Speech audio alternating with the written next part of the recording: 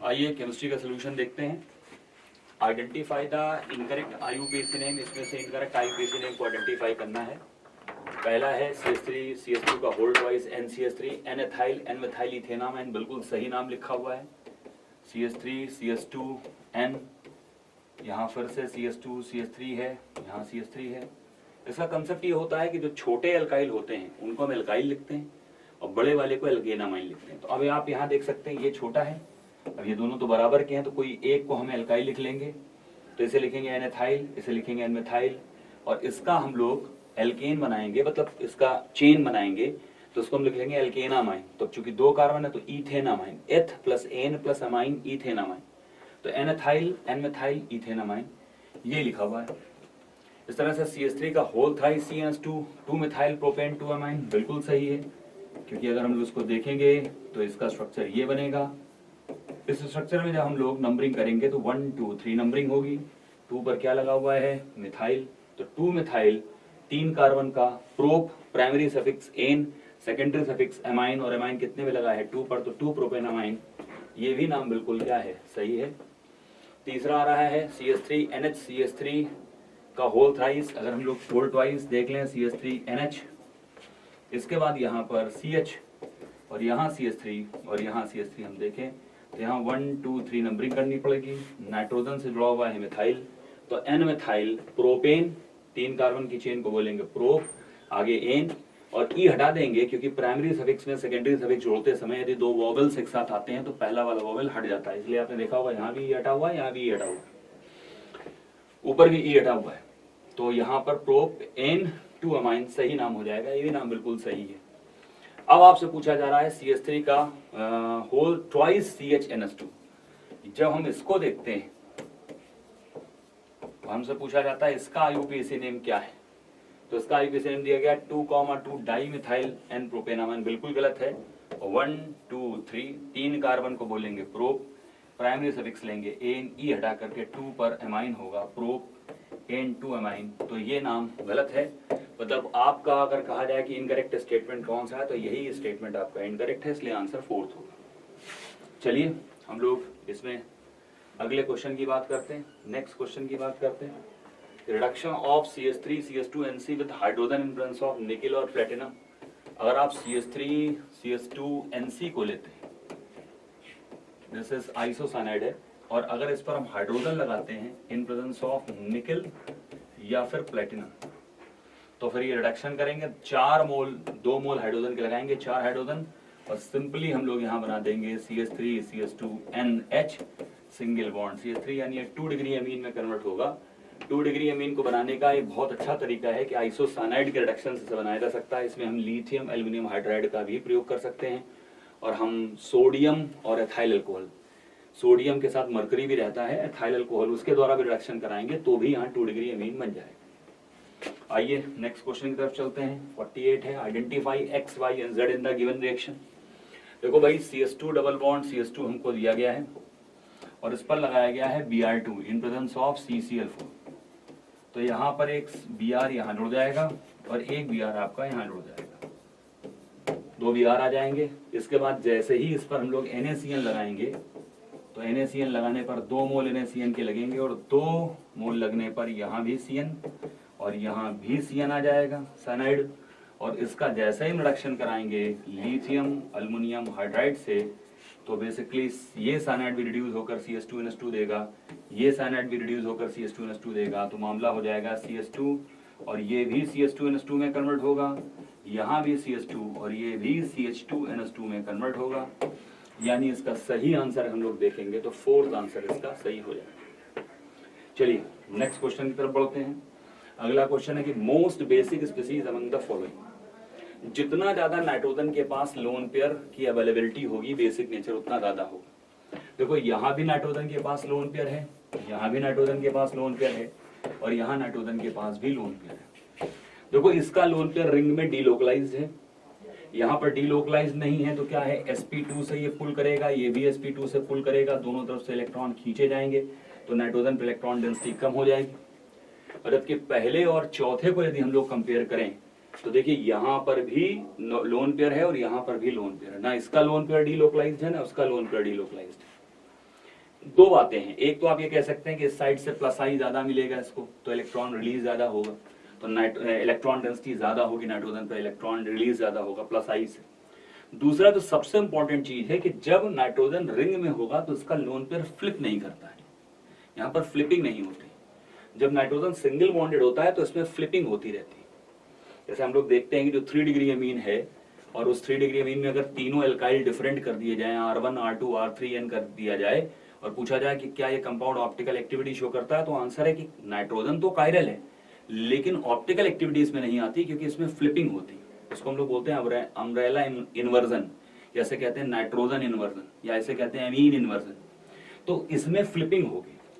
तो ये थोड़ा कम आसानी से अवेलेबल होगा रिएक्शन के लिए एज कंपेयर टू इसमें, क्योंकि इसमें फ्लिपिंग नहीं है, तो इसलिए फोर्थ आंसर इसका बिल्कुल सही हो जाएगा। नेक्स्ट क्वेश्चन पे आते हैं, कैनोनिकल स्ट्रक्चर्स ऑफ एनलिनियम आयन। देखो ये एनलिनियम आयन है, इसका एक स्ट्रक्चर उन्होंने ये बनाया। ये स्ट्रक्चर पहली बात तो इसका कैनोनिकल स्ट्रक्चर नहीं हो सकता, और उसका कारण ये है कि यहाँ नाइट्रोजन अगर आप देख लेंगे तो 5 बॉन्ड बना रहा है, 3 ये और 2 ये, 5, यानी नाइट्रोजन के पास तुम्हें इलेक्ट्रॉन दिख रहे हैं 10। ऐसा संभव ही नहीं है क्योंकि नाइट्रोजन के पास वैकेंट डी ऑर्बिटल नहीं होता, इसलिए नाइट्रोजन अपने आउटर मोस्ट शेल में 8 से ज्यादा इलेक्ट्रॉन नहीं रख सकता। इसलिए पहली बात तो एनलिनियम आयन का ये कैनोनिकल स्ट्रक्चर नहीं है। क्या ये और ये कैनोनिकल है? हाँ बिल्कुल कैनोनिकल है। क्यों कैनोनिकल है? क्योंकि इसमें डबल बॉन्ड अपनी पोजीशन अंदर क्या कर रहा है, बदल रहा है। तो अगर आपसे पूछा जाए कि anilinium ion has 2 stable canonical structure, first and third, तो आंसर बिल्कुल सही है। Second is not acceptable because carbonium ion is less stable. नहीं, कार्बोनियम आयन लेस स्टेबल के साथ साथ नाइट्रोजन के पास 10 इलेक्ट्रॉन है, मेन बात ये है, ठीक है ना। तो ये करेक्ट ऑप्शन नहीं हुआ। Only first and second acceptable aromatic, second तो एरोमेटिक है ही नहीं वैसे। एनलिनियम आयन हैज 3 स्टेबल कैनोनिकल, नहीं, इसके सिर्फ 2 ही स्ट्रक्चर हो सकते हैं, पहला और तीसरा, दूसरा वाला नहीं हो सकता। तो फर्स्ट आंसर आपका बिल्कुल सही होगा। चलिए अगली बात करते हैं, the correct order of the increasing basic strength of the following basis. आप देख सकते हैं कि यहां पर ये -m -i से इलेक्ट्रॉन को खींचेगा तो नाइट्रोजन पर इलेक्ट्रॉन डेंसिटी घटेगी। यहां पर CH3 में आप देखेंगे कि +i और साथ में काम करेगा हाइपर कंजुगेशन, तो इलेक्ट्रॉन को रिलीज करेगा तो नाइट्रोजन पर बेसिक स्ट्रेंथ बढ़ेगी। CH3O में भी अगर आप देखेंगे तो +m और साथ में -i आएगा, जिसमें +m पावरफुल होगा, -i से इलेक्ट्रॉन को रिलीज करेगा तो नाइट्रोजन पर इलेक्ट्रॉन डेंसिटी बढ़ेगी। और जबकि यहाँ NO2 भी पुल करेगा लेकिन इसकी मेटा पोजीशन पर है तो सिर्फ -i देखेंगे, -m नहीं देखेंगे, क्योंकि NO2 का जो -m होगा वो अपनी आर्थो और पैरा पर काम करेगा और NO2 के रिस्पेक्ट में NH2 मेटा पोजीशन पर है, तो इसलिए इसके -m का इसके बेसिक स्ट्रेंथ पर कोई प्रभाव नहीं होगा, तो इसलिए सिर्फ -i देखेंगे। तो जो इलेक्ट्रॉन को रिलीज करेगा वो नाइट्रोजन पर इलेक्ट्रॉन डेंसिटी बढ़ाएगा, मतलब बेसिक नेचर को बढ़ाएगा। तो बेसिक नेचर को बढ़ाने वाले कौन कौन से हैं? चौथा बेसिक नेचर को बढ़ा रहा है, तीसरा बढ़ा रहा है। घटाने वाले कौन कौन से हैं? दूसरा घटा रहा है, पांचवा घटा रहा है, क्योंकि इलेक्ट्रॉन को खींच रहे हैं।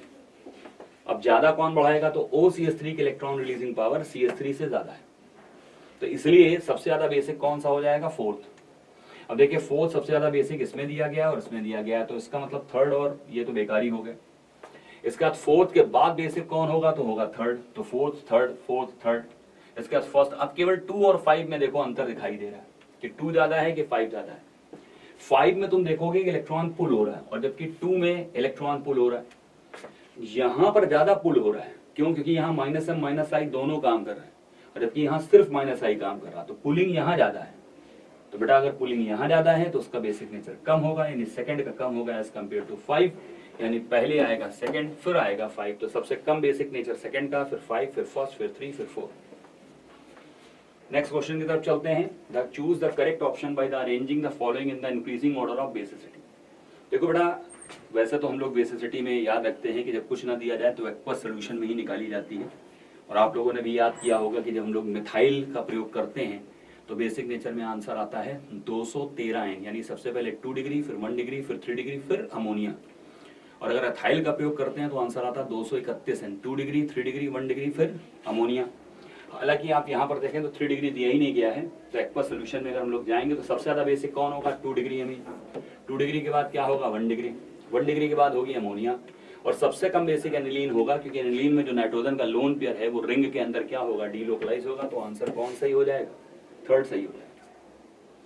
नेक्स्ट आता है आपके सामने the reagent required to convert. देखो भाई, हमने यहाँ पर बेंजामाइट लिया है और बेंजामाइड के बाद हम देख पा रहे हैं कि यहाँ पर NHCOCH3 दिख रहा है, यानी ये CO पहली बात तो ये गायब हो गया यहाँ, तो बेंजीन से जुड़ा हुआ, रिंग से जुड़ा हुआ CO गायब हो, और रिंग से जुड़ा हुआ CO गायब हो रहा मतलब आप हॉफमैन्स ब्रोमामाइड रिएक्शन कराने जा रहे हैं, तो Br2 केस से हॉफमैन्स ब्रोमामाइड हो जाएगी, ये तो बेकार ही हो गया, यहाँ भी हॉफमैन्स ब्रोमामाइड हो जाएगी, यहाँ भी हो जाएगी, यानी कि थर्ड तो नहीं हो सकता, फर्स्ट में, सेकंड में और थर्ड में कुछ होगा।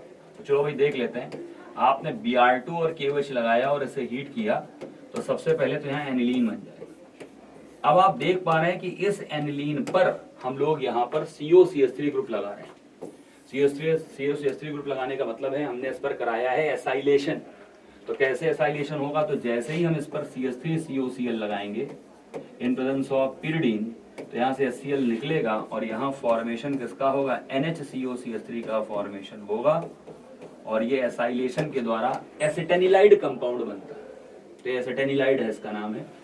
तो ये अब यहाँ पर COCH3 इसके द्वारा लाया तो आ नहीं सकता, इसके द्वारा COCH3 आ नहीं सकता, या तो यहाँ से आ सकता है, यहाँ से आ सकता है, लेकिन यहाँ तुमने पहले HNO2 लगाया तो पहले बेकार हो गया। तो इसका आंसर केवल सही कौन सा हो गया, सेकंड हो गया। अगले क्वेश्चन की तरफ बढ़ते हैं कि which of the following species are involved in the carbylamine test. कौन कौन सी रिएक्शंस, कौन कौन सी चीजें कार्बाइलेमिन टेस्ट में आती हैं।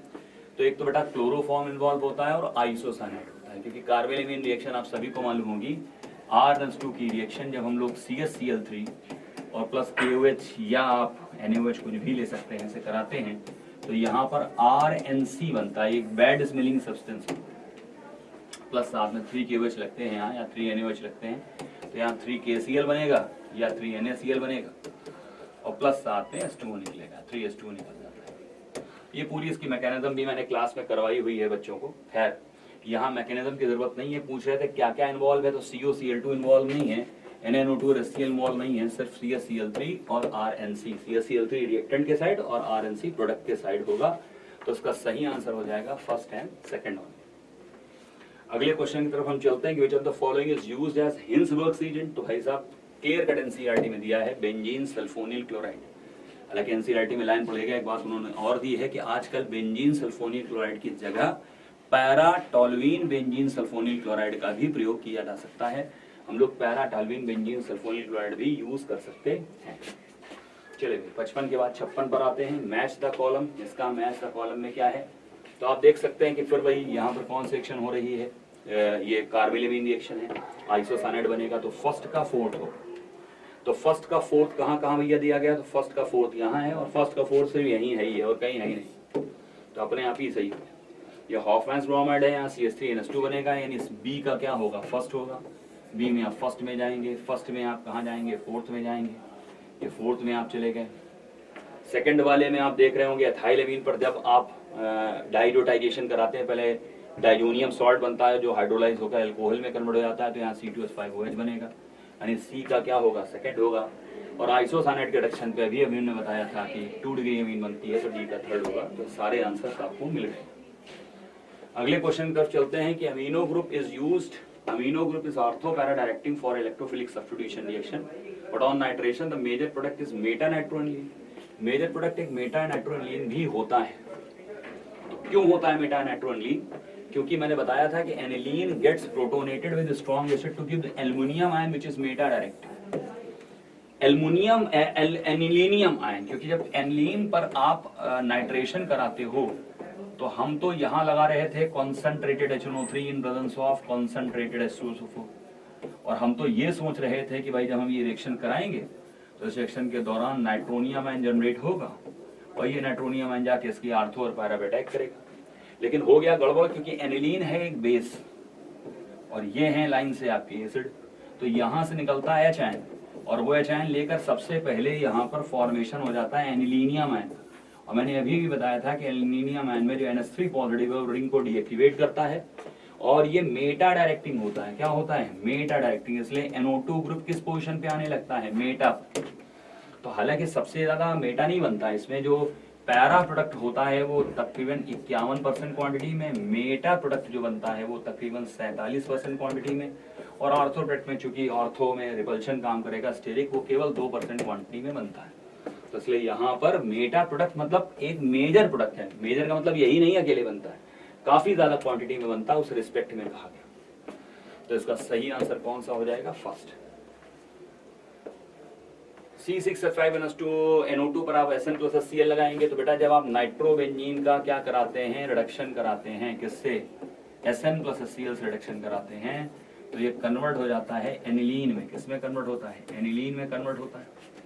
इस पर जब आप NaNO2 और HCl लगाते हैं, क्या लगाते हैं? NaNO2 और HCl लगाते हैं, तो यहाँ फॉर्मेशन होता है बेंजीन डाइजोनियम क्लोराइड का। और बेंजीन डाइजोनियम क्लोराइड पर जब आप HBF4 लगा करके रिएक्शन कराते हैं, ये बेल्ज सीमैन रिएक्शन है, और यहाँ फॉर्मेशन होता है C6H5F फ्लोरोबेंजीन का फॉर्मेशन होता है। ये बेल्ज सीमैन रिएक्शन की कैटेगरी में आती है, ठीक है ना, टेट्राफ्लोरोबोरिक एसिड। तो यहाँ पर इसमें आपसे पूछा जा रहा है कि आंसर क्या है, तो इसमें आंसर फ्लोरोबेंजीन है, आंसर सेकंड है। अगली रिएक्शन पे हम लोग आ रहे हैं, फिर से मैच द कॉलम में आ रहा है। तो बेंजीन सल्फोनिल क्लोराइड आपका क्या है? हिंसबर्ग्स रिएजेंट है। सल्फानिलिक एसिड ज़ुटारायन के फॉर्म में एग्जिस्ट करता है। सल्फानिलिक एसिड समझते हो आप लोग? सल्फानिलिक एसिड ये होता है जो कि एनिलीन के सल्फोनेशन से बनता है, और ये सल्फानिलिक एसिड होता है। और एक्चुअली चूंकि इसके अंदर बेसिक ग्रुप भी है और एसिडिक ग्रुप भी है, तो होता क्या है कि यहाँ से H निकलता है और H निकल के यहाँ से यहाँ ट्रांसफर हो जाता है। और जब ट्रांसफर होगा तो यहाँ पर जरूरत पड़ेगी आपको NH3 पॉजिटिव की, और यहाँ हो जाएगा आपका SO3 नेगेटिव। यही आयन आपका कौन सा आयन है? ज़्विटर आयन है। ज़्विटर आयन का मतलब है ऐसा आयन जिसके अंदर पॉजिटिव और नेगेटिव दोनों आयंस, दोनों चार्जेस प्रेजेंट हो। इसको हम लोग बाईपोलर या डाईपोलर आयन भी बोलते हैं। आपने बायो में भी पढ़ा होगा कि जो एमीन्स हैं, वो जो आपके अल्फा अमीनो एसिड्स हैं, वो भी किसके फॉर्म में एग्जिस्ट करते हैं? ज़्विटर आयंस के फॉर्म में एग्जिस्ट करते हैं। आगे देख लेते हैं, the best reason to convert two phenyl propanamide. पहली बात तो हम लोग 2-फिनाइल प्रोपेनामाइड बनाएं तो 2 पर हम लगा देते हैं फिनाइल, यानी C6H5, और प्रोपेनामाइड की बात कर लें तो C1H2। ये है 2-फिनाइल प्रोपेनामाइड। कह रहे हैं इसको 1-फिनाइल इथाइल एमीन में कन्वर्ट करना है। 1-फिनाइल इथाइल एमीन का मतलब है CH3 CH2 इथेनामाइड में कन्वर्ट करना है, यानी इसमें कन्वर्ट करना है। 1 पर 1 पर क्या है? फिनाइल है, 1-फिनाइल इथेनामाइड। मतलब कुल मिलाकर के यहाँ से हम CO को हटा दें तो हमारा काम बन जाएगा। किसको हटा दें? CO को हटा दें, 1-फिनाइल इथेनामाइड। हाँ तो सही है। देखो ये तो मैंने गलत स्ट्रक्चर अभी थोड़ा बनाया है, यहाँ पर सोचा सही था, बनाया गलत है। यहाँ पर NH2 भी होना चाहिए, तभी तो ये 1-फिनाइल इथेनामाइन होगा, H+N+अमाइन इथेनामाइन। तो 1-फिनाइल इथेनामाइन के लिए बस हमें एक चीज करनी है, यहाँ से CO हटाना है। तो CO कैसे हटेगा? Br2 + KOH या Br2 + NaOH लगा दें, यानी हॉफमैन्स ब्रोमाइड रिएक्शन करा दें, तो बस ये CO हट जाएगा, NH2 सीधे से कनेक्ट होकर के यही कंपाउंड बना देगा आपका। तो इसका मतलब है सीधे सीधे हॉफमैन्स ब्रोमाइड रिएक्शन ही है। नेक्स्ट आ रहा है आपके सामने, identify the major product in the following reaction. CH3 CH2I पर आपने NaCN लगाया तो क्या बनेगा? ये एक न्यूक्लियोफिलिक सब्स्टिट्यूशन रिएक्शन होगी बेटा, I की जगह CN आ जाएगी। अच्छा, जब आप इसकी पार्शियल हाइड्रोलिसिस कराते हो तो पार्शियल हाइड्रोलिसिस पर साइनाइड कार्बोक्सिलिक एसिड में नहीं कन्वर्ट होता, ये कन्वर्ट होता है आपका एमाइड में। इट कन्वर्ट्स इनटू एमाइड, ये एमाइड में जाता है, ये एमाइड बना। और जब Br2 NaOH लगाओगे तो बस ये CO यहाँ से गायब हो जाएगा, NH2 सीधे से कनेक्ट हो जाएगा, यानी कि आंसर हो जाएगा प्रोपेनामाइन। 1-प्रोपेनामाइन या प्रोपाइलामाइन जिसको हम लोग कहेंगे, तो प्रोपाइलामाइन बनता हुआ दिखाई देगा, क्योंकि जैसे ही तुम Br2 NaOH लगाओगे यानी हॉफमैन्स ब्रोमाइड रिएक्शन कराओगे तो CO यहाँ से खत्म हो जाएगा, NH2 से जुड़ जाएगा। डिग्रेडेशन मेथड है। चलिए नेक्स्ट आ रहा है, which of the following reaction will not give primary amine as a product. तो ये पहले ही नहीं दिखेगा क्योंकि आइसोसाइनाइड है, आइसोसाइनाइड का रिडक्शन अगर आप कराओगे तो ये सेकेंडरी एमीन देगा। एमाइड का रिडक्शन यदि कराएंगे तो बिल्कुल प्राइमरी एमीन मिलेगा, CH3 CH2 NH2 मिलेगा। अगर आप इस एमाइड पर लगाएंगे हॉफमैन्स ब्रोमाइड तो एक कार्बन कम हो जाएगा, लेकिन बनेगा प्राइमरी एमीन। और साइनाइड का रिडक्शन कराएंगे तो भी फॉर्मेशन किसका होगा? प्राइमरी एमीन का ही फॉर्मेशन होगा, यानी फर्स्ट आंसर सही है। फर्स्ट है केवल जिसमें कि आपको प्राइमरी एमीन नहीं मिलेगा। आ जाते हैं, identify the product in the following reaction. सबसे पहले तुमने बेंजीन डाइजोनियम क्लोराइड पर क्यूप्रस ब्रोमाइड HBr के टर्म्स में लगाया है, तो ऐसा करने पर आपको क्लोरब्रोमोबेंजीन मिल जाएगा, क्योंकि ये एक सैंडमियर रिएक्शन। इस पर आपने मैग्नीशियम लगा दिया है in presence of dry ether, तो बेटा ये आपका बना देगा ग्रिग्नॉर्ड एजेंट, फिनाइल मैग्नीशियम ब्रोमाइड। और ग्रिग्नॉर्ड एजेंट की आपने हाइड्रोलिसिस कराई है तो हमें पता है कि ग्रिग्नॉर्ड एजेंट की रिएक्शन यदि ऑक्सीजन, नाइट्रोजन या सल्फर से जुड़े हुए हाइड्रोजन से कराई जाती है तो जो इसका एल्काइल होता है वो क्या ले लेता है, H। तो वो H लेकर के C6H6 यानी कि बेंजीन का फॉर्मेशन कर दे। चलिए अगली रिएक्शन में चलते हैं। In which of in the following questions the statement first is followed by the statement second, it has the following 4 choices। ठीक है, देखते हैं। Aniline does not undergo Friedel-Crafts reaction, बिल्कुल सही बात, ये बिल्कुल सही बात है कि एनिलीन में फ्रीडल-क्राफ्ट रिएक्शन नहीं होती क्योंकि एनिलीन में नाइट्रोजन के पास लोन पेयर है। जैसे ही तुम फ्रीडल-क्राफ्ट का रिएजेंट यानी जैसे मान लो तुमने RX लगाया in presence of an atom AlCl3, तो ये जो AlCl3 है चूंकि ये लुईस एसिड है, एनिलीन किसकी तरह काम करेगी, लुईस बेस की तरह काम करेगी और दोनों आपस में रिएक्शन करके सॉल्ट बना देंगे। तो इसके अंदर क्या नहीं हो सकता, फ्रीडल-क्राफ्ट एल्काइलेशन नहीं हो सकता। और aniline can not be prepared by Gabriel synthesis, बिल्कुल सही है क्योंकि गैब्रियल सिंथेसिस में जब RX आप यूज करते हो तो RNH2 बन पाता है, लेकिन C6H5X यूज करने पर कार्बन और X के बीच में पार्शियल डबल बॉन्डेड कैरेक्टर होता है तो बॉन्ड टूटता ही नहीं है, इसलिए इस मेथड से एनिलीन नहीं बना सकते। तो दोनों स्टेटमेंट आपके बिल्कुल सही हैं, ट्रू स्टेटमेंट। नेक्स्ट है the product in the following reaction. Cyanide आपने लिया है, इसका रिडक्शन कराया है, तो जब आप इसका रिडक्शन कराओगे तो बेटा यहाँ साइनाइड को कन्वर्ट कर देगा CS2NH2। इस पर आपने NaNO2 और HCl लगाया यानी कि आप और हाइड्रोलिसिस कराई तो सिंपल काम करेगा कि इसको किस में कन्वर्ट कर देगा, CS2OH में कन्वर्ट कर देगा, क्योंकि ये इसका सिर्फ एक काम है और वो है क्या करना, NH2 ग्रुप को OH में कन्वर्ट करना।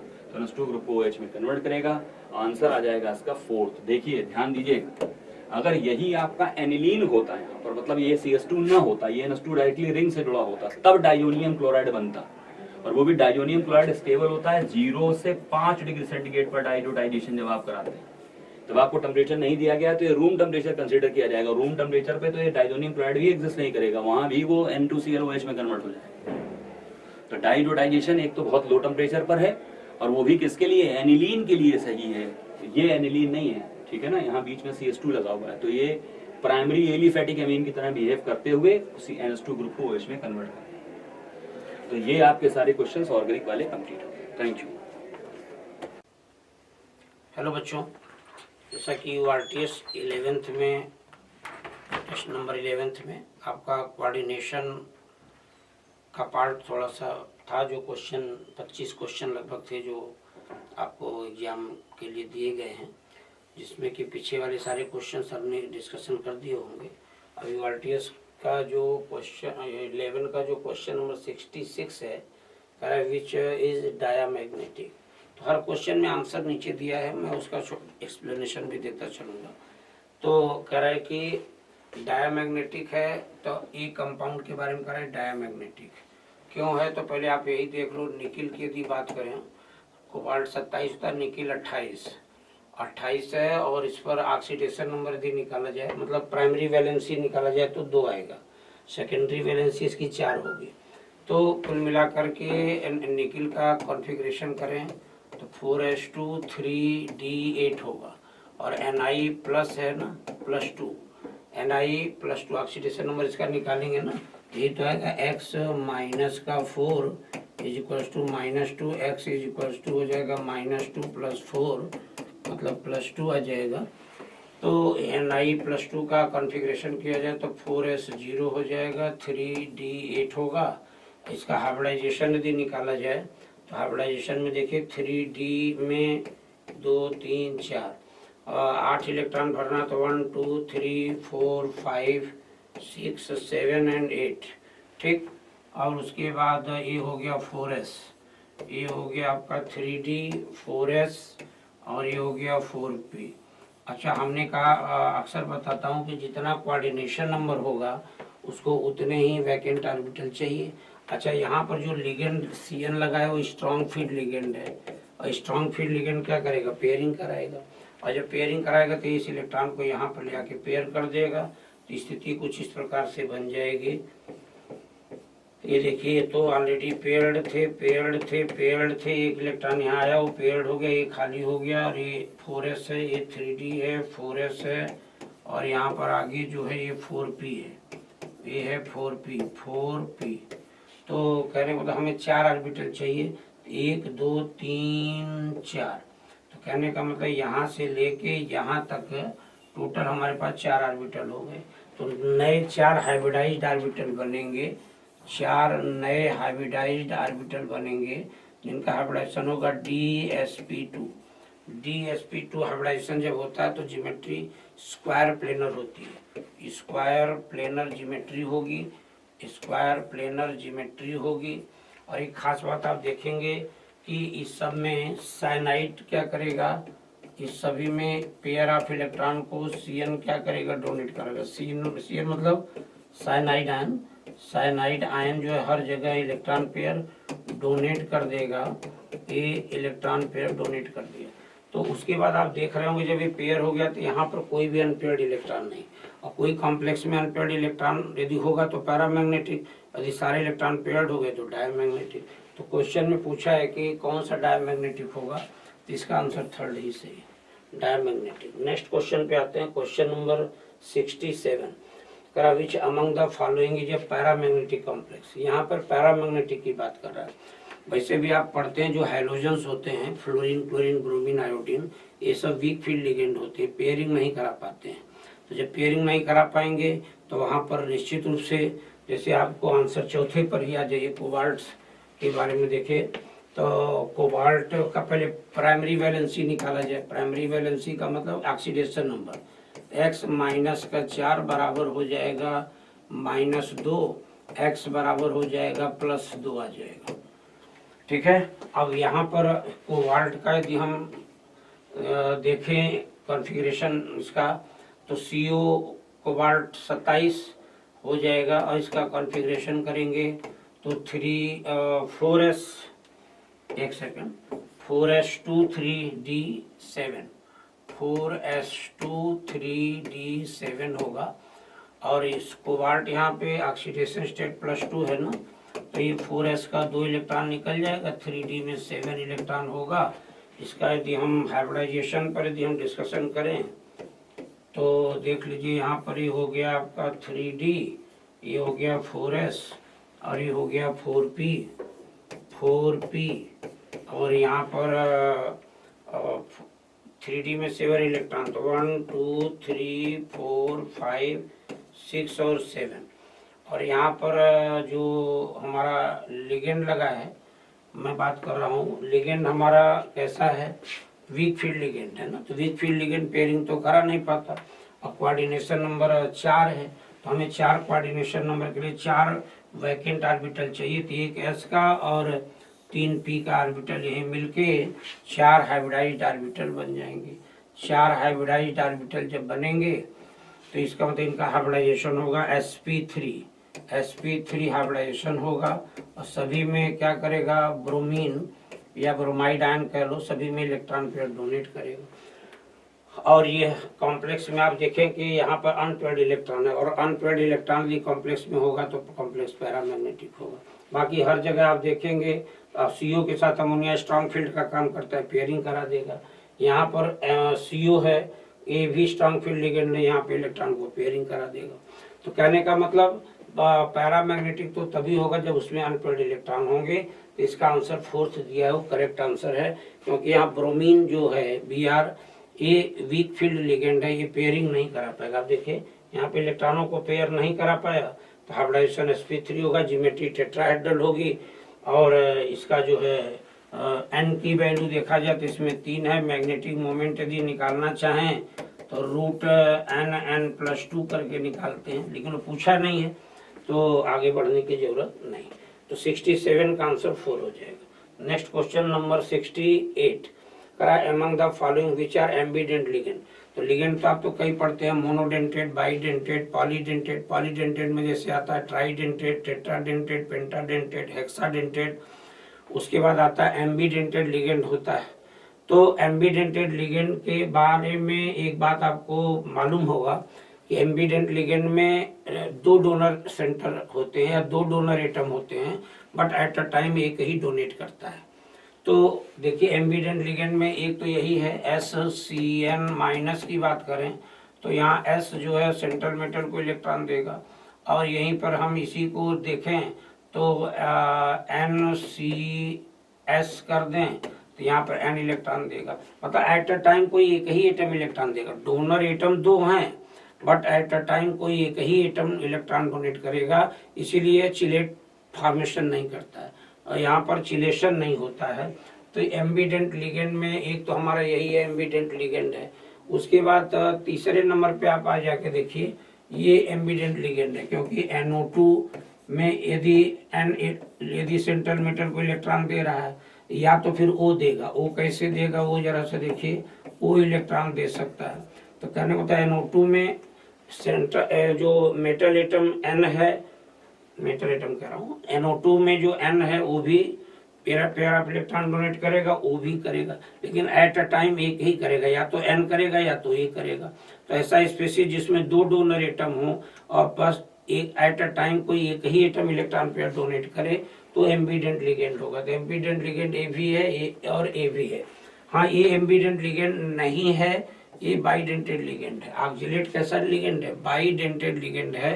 ये है ना ऑक्जिलेट, देखिए COO माइनस COO माइनस, यहाँ पर ये दो सेंटर जो ऑक्सीजन के हैं ये सेंट्रल मेटल को इलेक्ट्रॉन देंगे, यहाँ चिलेट का फॉर्मेशन होगा।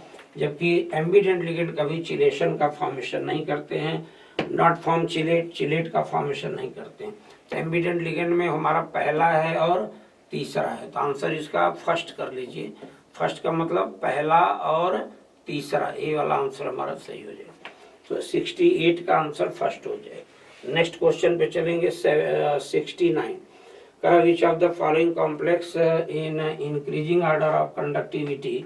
तो आप कहते हैं सारे कॉम्प्लेक्स हैं, तो higher the number of ion higher the conductivity, higher the number of ion higher the number of ion, higher the number of ion higher will be conductivity, higher will be conductivity, conductivity उतनी ज्यादा होगी, या electrical conductance भी इसी को बोलते हैं।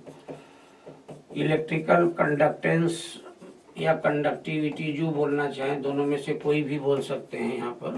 तो कहने का मतलब अब आप देख लो, अच्छा ये टूटेगा तो कितने आयन देगा, 0, कोई आयन नहीं बनाएगा। ये टूटेगा तो 2 आयन बनाएगा, एक केटायन एक एनायन। ये टूटेगा तो क्या बनाएगा भाई, एक केटायन और 3 एनायन बनाएगा, टोटल आयन 4 बनाएगा यहाँ पर। और ये टूटेगा तो कितने आयन बनाएगा, एक केटायन 2 एनायन, मतलब टोटल आयन 3 बनेंगे। तो बताओ कंडक्टिविटी ज्यादा कहाँ होगी, जहाँ पे आयन का नंबर ज्यादा होगा। इसका मतलब थर्ड की कंडक्टिविटी सबसे ज्यादा, उससे कम फोर्थ की होगी, और उसके बाद जो है कंडक्टिविटी होगी सेकंड की, और सबसे कम कंडक्टिविटी होगी फर्स्ट की। तो आप देखें third 4 second first, third 4 second first, तो थर्ड की ज्यादा 4 से, 4 की ज्यादा सेकंड से, सेकंड की ज्यादा फर्स्ट से। तो इसका आंसर पहला ही सही है, तो आंसर पहला ही दिया है। कुल मिला के एक लाइन आपको पता है कि higher the number of ion higher will be electrical conductance, या हायर विल बी कंडक्टिविटी। इसमें कोई कॉन्सेप्ट नहीं है, पढ़ा होगा आपने। 67 के बाद 70 पर आई। Ammonia act as a very good ligand but ammonium ion does not form complexes. Actually बात यह है कि अमोनिया के पास लोन पेयर होता है, यह सेंट्रल एटम को इलेक्ट्रॉन पेयर डोनेट कर सकता है, बट अमोनियम आयन के पास कोई लोन पेयर नहीं है, तो यह सेंट्रल एटम को क्या करेगा, इलेक्ट्रॉन पेयर डोनेट नहीं कर सकता। तो इसका मतलब ammonium ion does not have any lone pair of electron, यही बात सही है। बाकी बातें आप पढ़ लीजिए, अमोनिया गैस है, अमोनियम आयन लिक्विड है, उसका कॉम्प्लेक्स से कोई मतलब ही नहीं है। यहाँ पर अमोनियम आयन है 1 loan paired electron, while ammonia has 2 unpaired electron, wrong दिया हुआ है। तो कुल मिला के सारे स्टेटमेंट हमारे रॉन्ग हैं। हमारा आंसर जो सही है थर्ड सही है, सी मतलब वही थर्ड है, थर्ड सही है कि ammonium ion have no any lone pair of electron. भाई अमोनियम आयन का स्ट्रक्चर आप बनाएंगे तो यही तो बनेगा, इसमें प्लस लगाइए, यहाँ पर H H H और H जोड़ दीजिए, कहीं कोई लोन पेयर है ही नहीं। इसका मतलब यह है सेंट्रल मेटल एटम को क्या दे पाएगा, लोन पेयर दे ही नहीं पाएगा, तो लिगेंड का एक्ट नहीं करेगा। इसका जो एक्चुअल आंसर है 70 का थर्ड। नेक्स्ट नंबर 71 पर आइए। कह रहा है कि which of the following ligand will not shown chelation. Chelation कौन नहीं फॉर्म करेगा। वैसे देखिए जितने भी जैसे बाइडेंटेड लिगेंड हो या पॉलीडेंटेड में आ जाए, पॉलीडेंटेड में जैसे आता है ट्राइडेंटेड, टेट्राडेंटेड, पेंटाडेंटेड, हेक्साडेंटेड, जैसे EDTA -3, EDTA -4, ये सब क्या है कि चिलेट का फॉर्मेशन करते हैं। तो कुल मिलाकर हाँ इथेन 1,2 डाई एमीन ये भी चिलेट का फॉर्मेशन करता है। इथेन का मतलब ये हुआ CH2NH2 और ये है CH2NH2, ये चिलेट का फॉर्मेशन करेगा। यहाँ पर चिलेशन होगा, चिलेट का फॉर्मेशन ही करेगा। तो कहने का मतलब जो भी कह रहा है कि कौन सा लिगेंड है जो चिलेट फॉर्मेशन नहीं करेगा, तो चौथा तो साफ साफ दिख रहा है कि नहीं करेगा। कि करेगा भाई, चौथा क्यों नहीं करेगा ये सब आपको मालूम है। DMG का मतलब मिथाइल डाईमिथाइल ग्लाइऑक्सिम, डाईमिथाइल ग्लाइऑक्सिम इसका नाम है, डाईमिथाइल ग्लाइऑक्सिम। ये भी चिलेट फॉर्मेशन करता है, ये भी करता है। ये चिलेट का फॉर्मेशन नहीं करता है।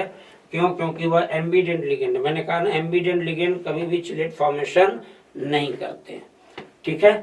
तो एक होता है फ्लेक्सीडेंटेड लिगेंड। फ्लेक्सीडेंटेड लिगेंड क्या होते हैं? फ्लेक्सीडेंटेड लिगेंड में कि एक ऐसा लिगेंड जो जरूरत पड़ने पर एक पेयर इलेक्ट्रॉन भी दे दे, जरूरत पड़ने पर 2 पेयर इलेक्ट्रॉन भी दे दे, तो उसको हम फ्लेक्सीडेंटेड लिगेंड बोलते हैं। जैसे सल्फेट आयन है, कहीं सल्फेट आयन 1 पेयर इलेक्ट्रॉन भी दे देता है, कहीं जरूरत पड़ने पर 2 पेयर इलेक्ट्रॉन भी दे देता है, तो ये फ्लेक्सीडेंटेड लिगेंड में आ जाता है।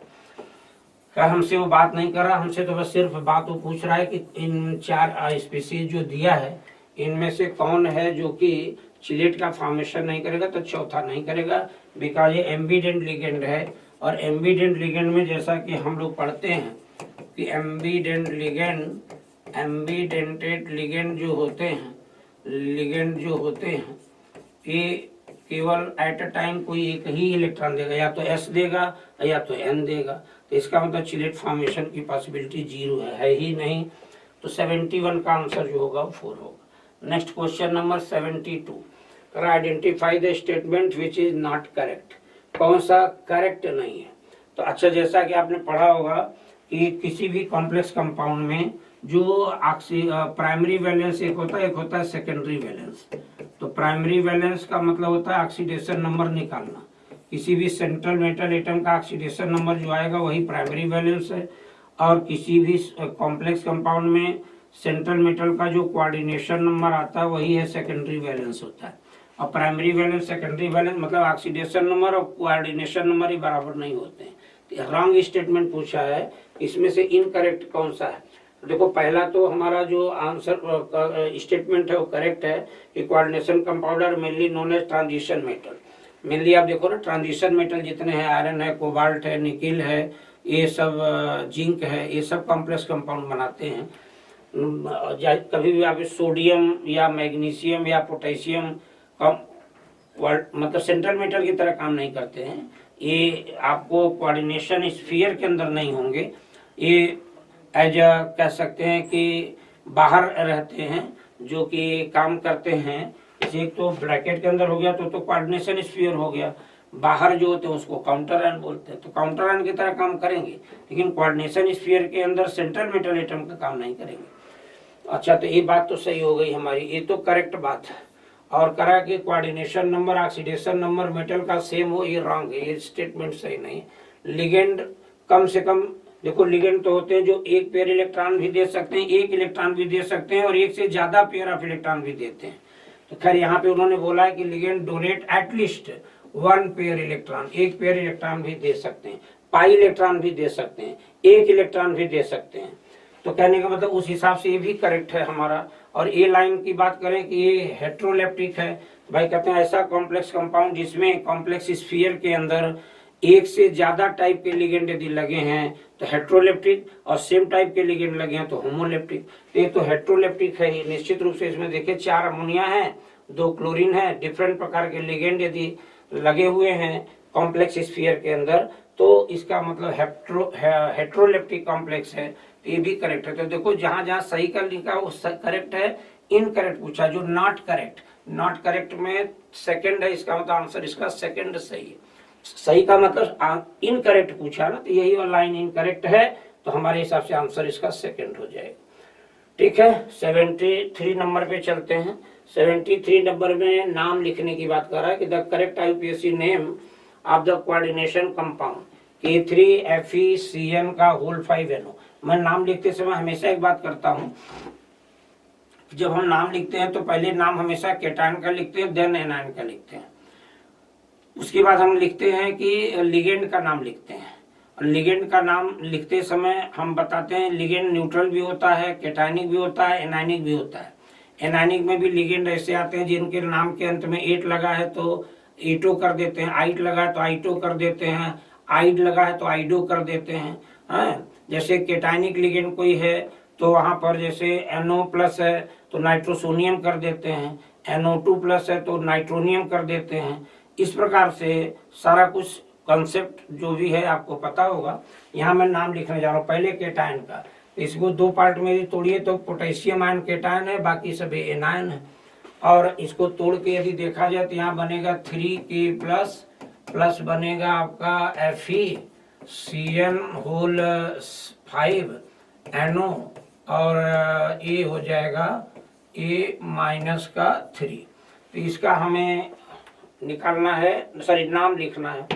हाँ, यहाँ पर एक चीज याद रखना, कभी कभी आप लोगों के दिमाग में एक चीज आती है कि आयरन के किसी भी कॉम्प्लेक्स में NO आता है। आयरन के कॉम्प्लेक्स में बोलना NO यदि आता है, जबकि यहाँ वाटर हो, जैसा कि आपने एक ब्राउन रिंग टेस्ट का रिएजेंट पढ़ते हैं ना, नाइट्रोजन फैमिली में पढ़ाया जाता है, तो वाटर यहाँ पर एज ए लिगेंड होता है, तो वहां पे NO को हम +1 ट्रीट करते हैं। यहाँ पर NO को हम न्यूट्रल लिगेंड मान के काम करेंगे, और न्यूट्रल लिगेंड मानेंगे तो इस सेंट्रल मेटल का ऑक्सीडेशन नंबर पहले निकालो, X माइनस का 5 और यहाँ पे प्लस ये 0 हो जाएगा बराबर माइनस का 3, तो ये X बराबर आएगा -3 + 5 तो ये +2 आ जाएगा। बिल्कुल भी डाउट मत करिएगा इस सवाल पर कि नहीं सर NO तो आयरन के कॉम्प्लेक्स में आता है तो ये +1 देता है, एक्सेप्शनल पार्ट है, ध्यान दीजिएगा। तो यहाँ इसका नाम लिखना है तो क्या लिखें भाई, पोटेशियम। पहले मैंने कहा केटायन का नाम लिखेंगे तो हम पोटेशियम लिख देंगे, पोटेशियम हो गया। थोड़ा सा स्पेस दे देना।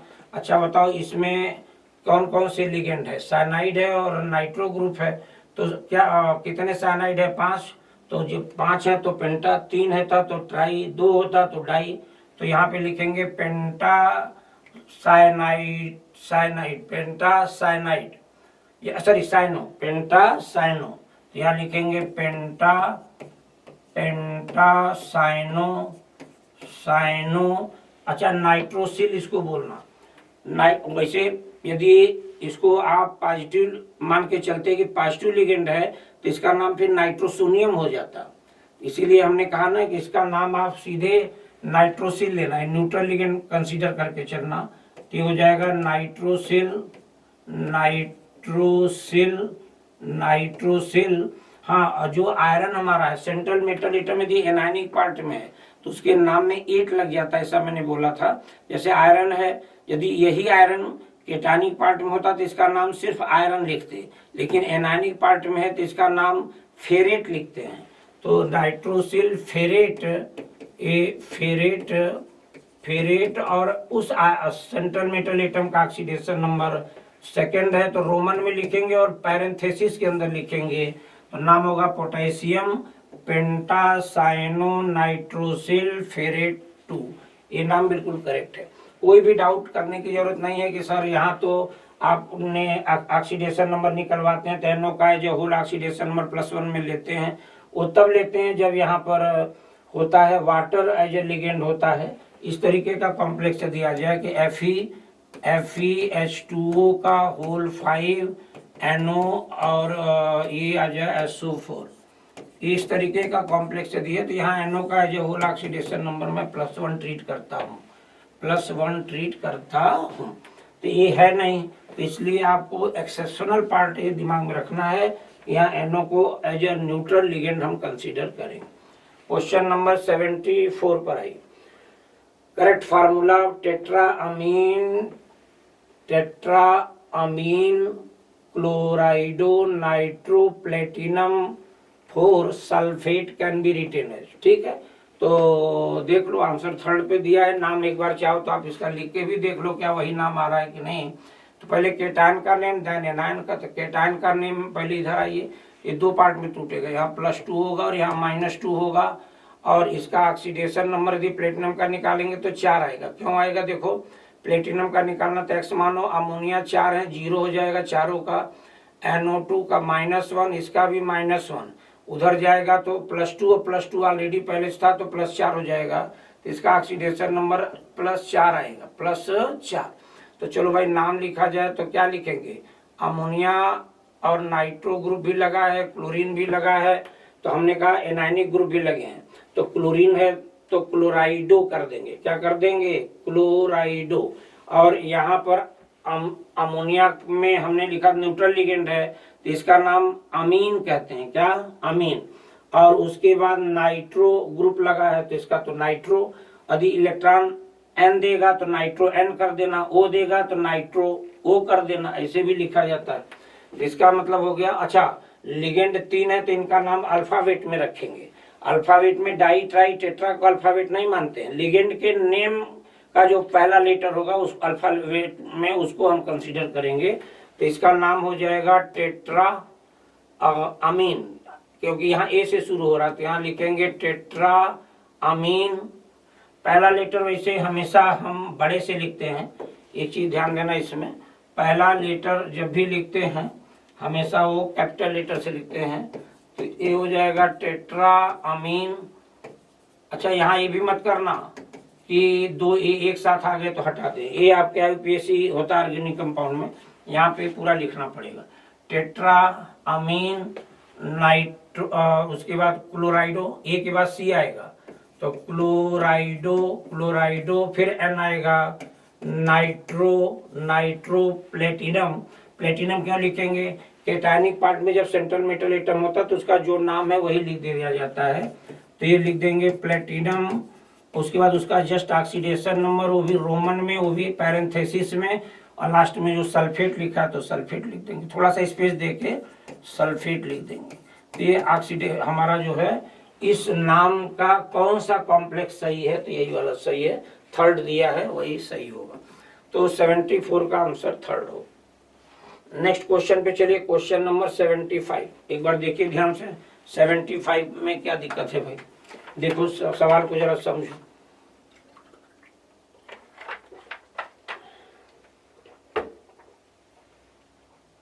करा कौन GI शो नहीं करेगा। पहली बात तो आपको एक बात बता दूं, कोऑर्डिनेशन नंबर 4 हो और उसकी ज्योमेट्री टेट्राहेड्रल हो तो GI शो नहीं करते। कोऑर्डिनेशन नंबर 4 हो और उसकी ज्योमेट्री स्क्वायर प्लेनर हो तो वो GI शो करते हैं। अब आते हैं हम ऑक्टाहेड्रल कॉम्प्लेक्स को, ये कोऑर्डिनेशन नंबर 6 हो और कोऑर्डिनेशन नंबर 6 में दो बात बताते हैं। कोऑर्डिनेशन नंबर 4 या इसे कर लो, कोऑर्डिनेशन नंबर 4 हो और ज्योमेट्री चाहे टेट्राहेड्रल हो चाहे आपका स्क्वायर प्लेनर हो, कोऑर्डिनेशन नंबर 4 वाले कभी भी ऑप्टिकल आइसोमेरिज्म शो नहीं करते हैं। कोऑर्डिनेशन नंबर 4 में चाहे टेट्राहेड्रल हो चाहे कोऑर्डिनेशन नंबर 4 में वो स्क्वायर प्लेनर हो, वो कभी भी OI शो नहीं करेंगे, मतलब ऑप्टिकल आइसोमेरिज्म शो नहीं करेंगे। हाँ, अब बात आती है कोऑर्डिनेशन नंबर 6 हो तो वो OI शो करते हैं, लेकिन उसमें मैं 12 बातें लिखवाता हूँ कि कौन शो करेगा कौन शो नहीं करेगा।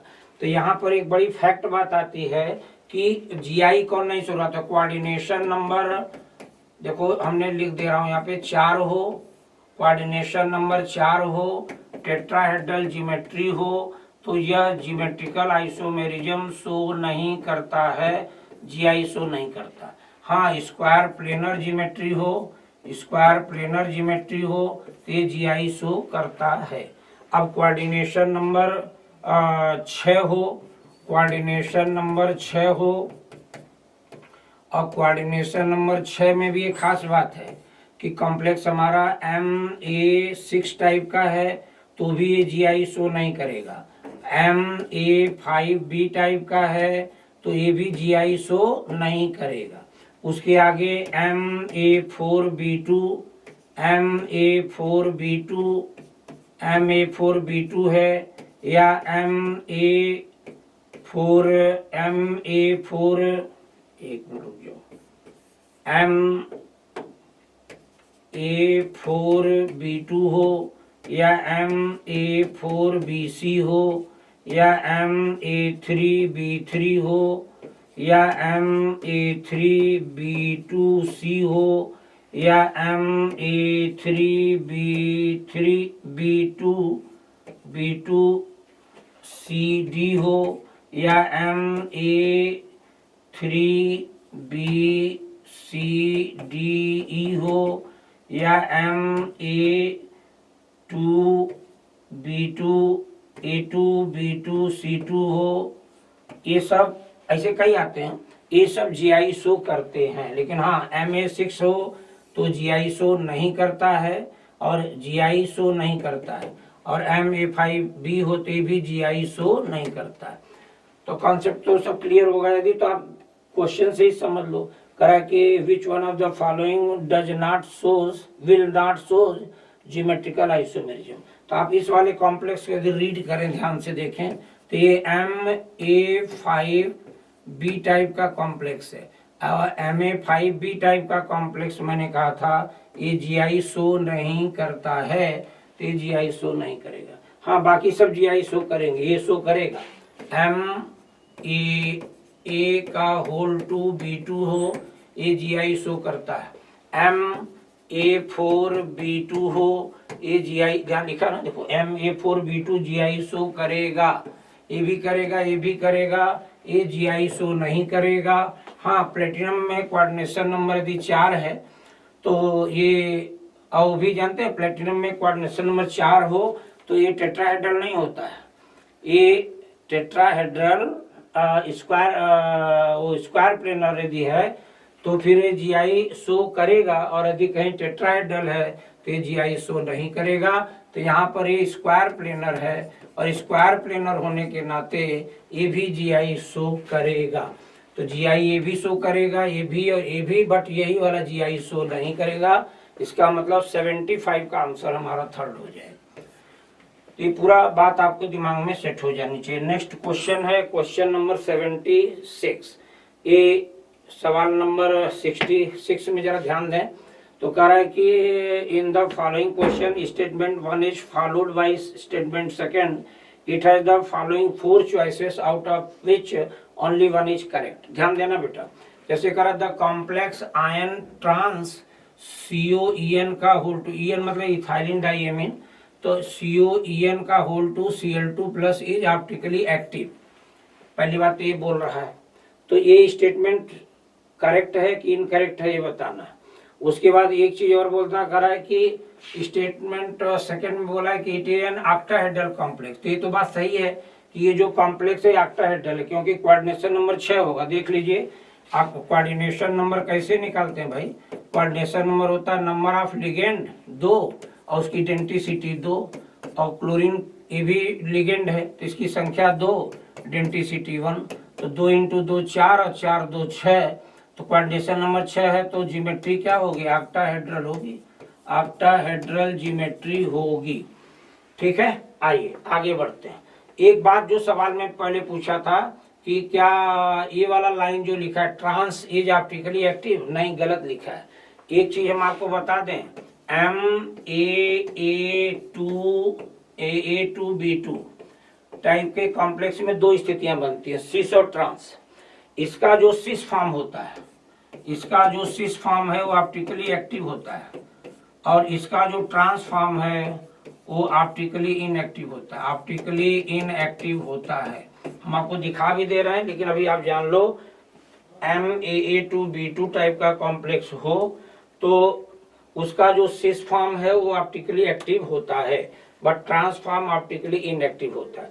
क्योंकि जो सिस फॉर्म होता है, वो जो सिस फॉर्म बनाएंगे जब आप, तो उसका जो मिरर इमेज होगा उस पर उसको ले जाएंगे तो सुपर इम्पोज नहीं करेगा, माने इनैंसियोमर का काम करेगा, और जो इनैंसियोमर होते हैं वो ऑप्टिकली एक्टिव होते हैं।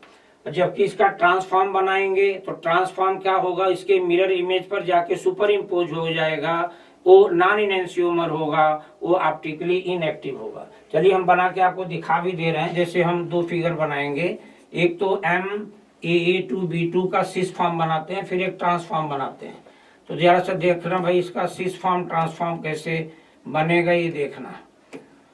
जैसे ए आ जाएगा, चलो हम सिस फॉर्म पहले बना के दिखा दे रहे हैं आपको। सिस फॉर्म बना करके यहाँ पे दिखा रहे हैं। जैसे ए हो गया, ये ए हो गया, और ए आपका बी और बी हो गया। सिस फॉर्म कब होता है? जबकि सेम प्रकार के लिगेंड के बीच का एंगल 90 हो तो सिस होता है। और ट्रांस कब होता है वो देख लीजिए। M, और जैसे मैंने लिखा यहाँ पर इस प्रकार से बना दिया, जैसे ए और ए हो जाएगा, और ए हो गया, ए और ए हो गया, और यहाँ बी और बी हो गया।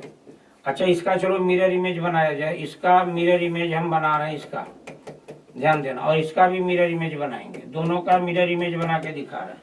ये सिस फॉर्म है और ये इसका ट्रांसफॉर्म है।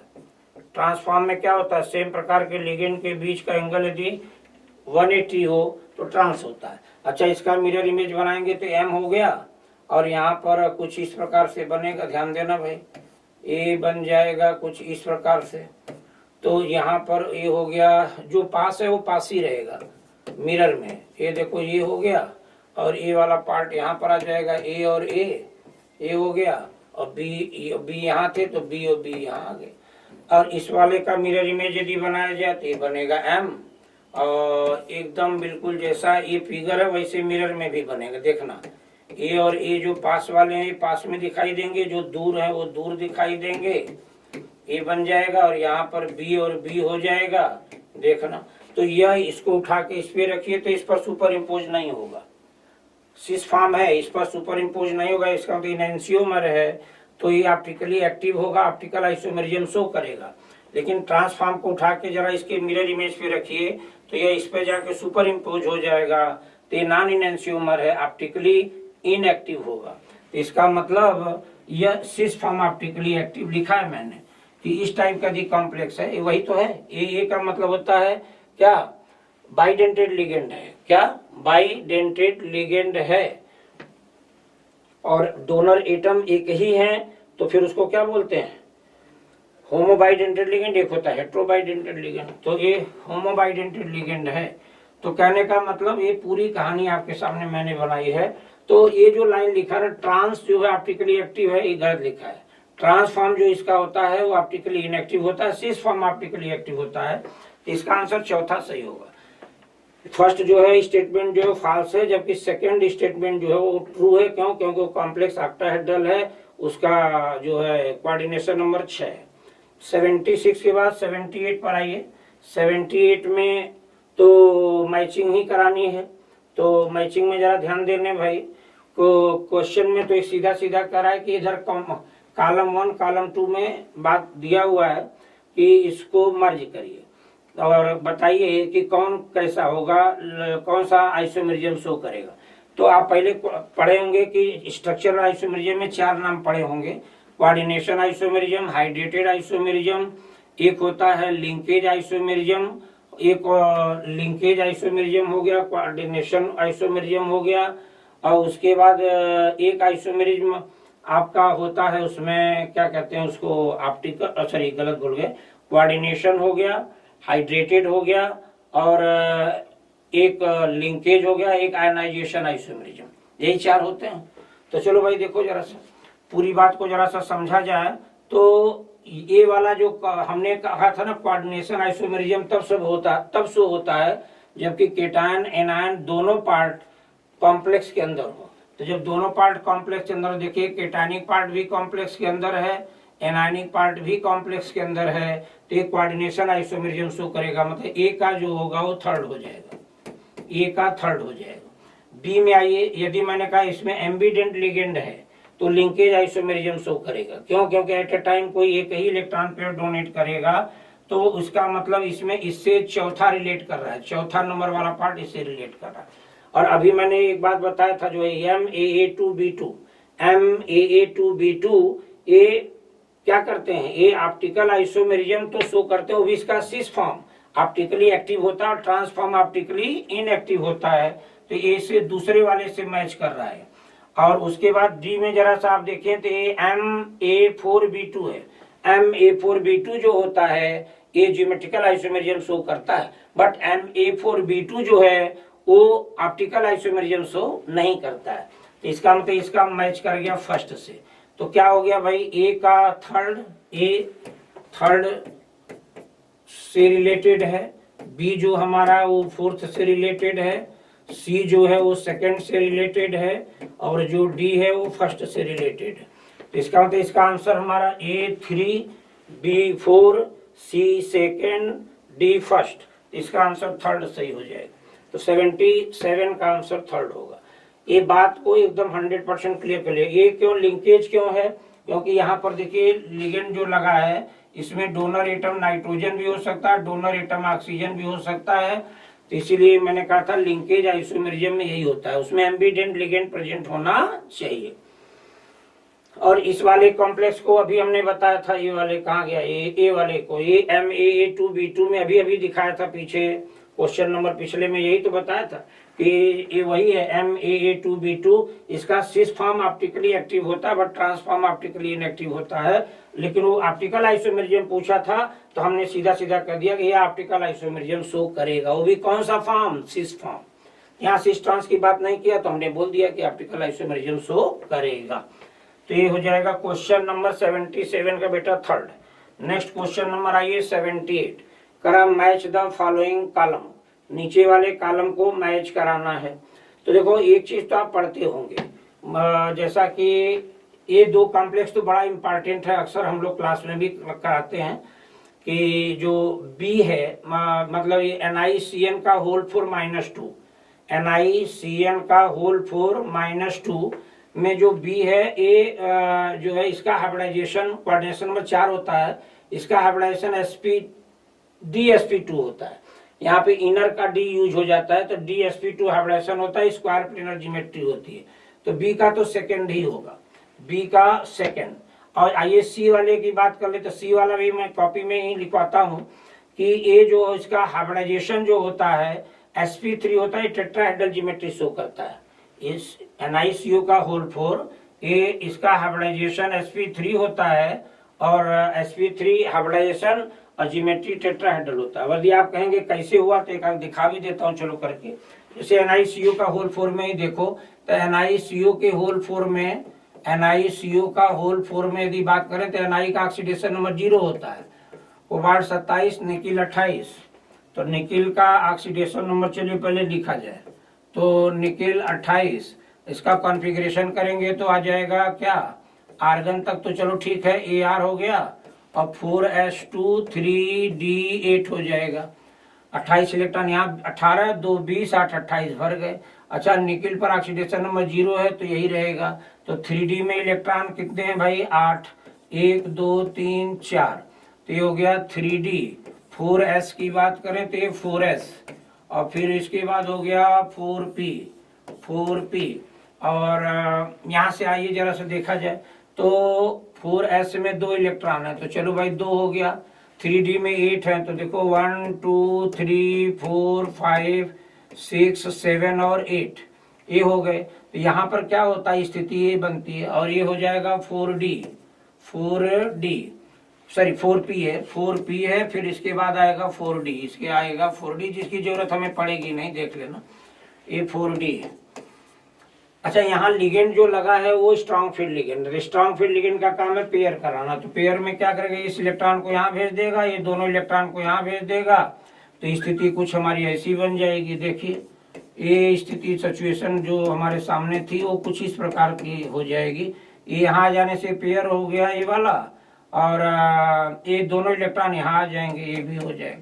तो एक s खाली हो गया, 3p, क्योंकि कोऑर्डिनेशन नंबर 4 है तो हमें 4 वैकेंट ऑर्बिटल चाहिए। एक तो खाली s मिल गया 4s, और 4p भी मिल गया हमें भाई, 4p मिल जाएगा यहाँ पर।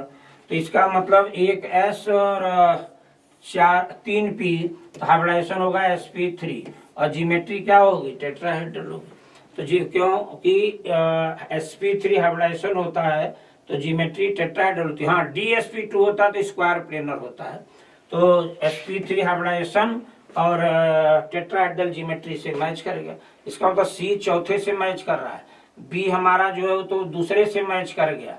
उसके बाद C वाला देखिए, C वाला पार्ट जरा सा ध्यान दें, तो ये किससे मैच कर रहा है, ध्यान दो भाई। B मैच करेगा दूसरे से, C मैच करेगा चौथे से। हाँ, A वाले पार्ट को देखिए, A थर्ड से मैच करेगा। इसका तो लीनियर होगा, ये तो आप लोगों ने कभी बनाया होगा, तो ये लीनियर होता है, हाइब्रिडाइजेशन sp होता है। और FeCN का होल सिक्स, यहाँ भी ये स्ट्रॉन्ग फील्ड लिगेंड, ऐसे ही फिगर इसका भी बनाएंगे तो ये पेयरिंग कराएगा। और जब पेयरिंग कराएगा तो वहां पे हाइब्रिडाइजेशन जो आपको मिलेगा इनर ऑर्बिटल कॉम्प्लेक्स बनाता है, अंदर का D यूज होगा, तो D2sp3 हाइब्रिडाइजेशन इसका मिलेगा, ये हो जाएगा। इसका मतलब हम यहाँ से लिख दे रहे हैं, A का क्या है भाई, थर्ड, हम यहाँ लिख रहे हैं A का थर्ड है, एक थर्ड से बिलोंग कर रहा है, B जो है वह सेकंड से बिलोंग कर रहा है, और C जो है वह फोर्थ से बिलोंग कर रहा है, फोर्थ को फेवर कर रहा है, और D जो है वो फर्स्ट को फेवर कर रहा है, D फर्स्ट को फेवर कर रहा है। अब ये जो मैचिंग होगी देख लीजिए, A third, B second, C four, D one.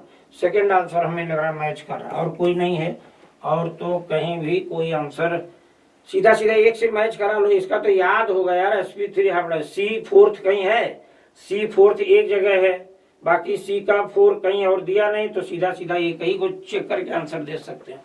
तो 78 का आंसर हो जाएगा सेकंड। तो second answer is the correct answer. 78 के बाद 79 पे चलेंगे। 79 में आई, करा हाइब्रिडाइजेशन इन्वॉल्व इन CONH3 का होल 6 + 3 इज। इसका भी यहाँ पर स्ट्रॉन्ग फील्ड लिगेंड लगा हुआ है, इसका हाइब्रिडाइजेशन निकालेंगे तो D2sp3 आएगा, जैसा कि अभी पीछे भी आपने जस्ट देखा है। ये जो कि FeCN का होल 6 - 3 था ना, कुछ इसी प्रकार से जब उसको बनाएंगे CONH3। अच्छा, CO के साथ और प्लेटिनम के साथ अमोनिया स्ट्रॉन्ग फील्ड लिगेंड का काम करता है, और प्लेटिनम के साथ हो चाहे CO के साथ स्ट्रॉन्ग फील्ड का काम करेगा। तो निश्चित है कि स्ट्रॉन्ग फील्ड लिगेंड जनरली, एकदम एक्यूरेटली तो नहीं कह सकते, लेकिन जनरली बोल सकते हैं स्ट्रॉन्ग फील्ड लिगेंड लगा है तो इनर ऑर्बिटल कॉम्प्लेक्स बनाएगा, अंदर का D यूज होगा। इसका कोऑर्डिनेशन नंबर 6 है, तो हाइब्रिडाइजेशन D2sp3 हो जाएगा। इसका आंसर चौथा हो जाएगा। तो हाइब्रिडाइजेशन इन्वॉल्व इन CONH3 का होल 6 + 3 का हाइब्रिडाइजेशन D2sp3 आएगा। आप कहेंगे तो निकाल भी सकते हैं, इसमें कुछ भी इशू नहीं है भाई। आयरन का ऑक्सीडेशन नंबर निकालिए, CO का +3 आएगा, 3 इलेक्ट्रॉन निकाल दीजिए, और फिर हाइब्रिडाइजेशन देख लीजिए क्या होगा, यही आएगा, D2sp3 ही आएगा। नेक्स्ट क्वेश्चन नंबर 80 पर आते हैं। करा given reason for the statement NiCN का whole 4 - 2 diamagnetic, why NiCl4 - 2 paramagnetic. बिल्कुल करेक्ट बात है, ये डायमैग्नेटिक है, कारण क्या, स्ट्रॉन्ग फील्ड लिगेंड लगा है, इलेक्ट्रॉन को पेयरिंग करा देगा। तो यहाँ पर अच्छा, जब किसी भी कॉम्प्लेक्स में इलेक्ट्रॉन पेयर्ड होते हैं तो डायमैग्नेटिक, और यहाँ पर वीक फील्ड लिगेंड लगा है, ये पेयर नहीं करा पाएगा इलेक्ट्रॉन को, तो यहाँ पर कुछ न कुछ अनपेयर्ड इलेक्ट्रॉन होंगे, इस वजह से पैरामैग्नेटिक होगा। तो ये बिल्कुल भी करेक्ट बात है। इसका मतलब NiCN होल 4 - 2 में अनपेयर्ड इलेक्ट्रॉन प्रेजेंट होंगे, जबकि NiCl4 में 2 अनपेयर्ड इलेक्ट्रॉन आर प्रेजेंट। यहाँ पर नो अनपेयर्ड इलेक्ट्रॉन, यहाँ पे अनपेयर्ड इलेक्ट्रॉन नहीं होगा, इसमें नो अनपेयर्ड इलेक्ट्रॉन, और इसमें प्रेजेंट होंगे अनपेयर्ड इलेक्ट्रॉन। तो कहने का मतलब ये है कि प्रेजेंट होंगे अनपेयर्ड इलेक्ट्रॉन, प्रेजेंट होंगे। तो ये पैरामैग्नेटिक है, डायमैग्नेटिक, बस कुछ नहीं खेल है।